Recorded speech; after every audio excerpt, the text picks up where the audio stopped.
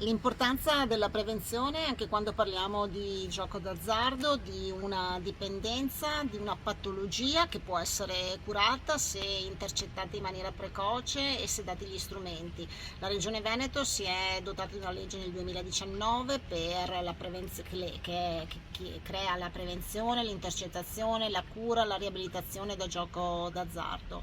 I dati ci dicono che il giocato in Regione Veneto è di 5 miliardi e siamo passati da un pro capite di 717 euro pro capite nel 2020 a 1215 euro pro capite nel 2024, quindi dati che crescono e che ci devono far preoccupare, ma che mettono in evidenza come sia importante sempre più informare, sensibilizzare, prevenire, lavorare con le scuole, lavorare con le agenzie educative, soprattutto quando parliamo di giovani e quindi del problema del gioco online, di quello che non è intercettato.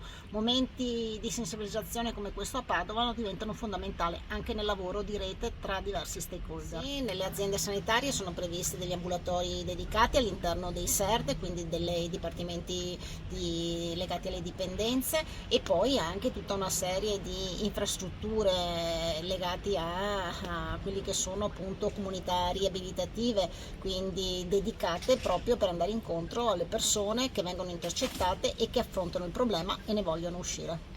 In questi giorni ci sarà questa svendita, questo svuota tutto sulla merce esposta e anche su quello che ho da magazzino. Perché? Perché ci sarà la nuova collezione 2025 che ti farà sbalordire. Dunque in questi giorni potrete approfittare delle promozioni che ho e dunque fare il vostro affare migliore.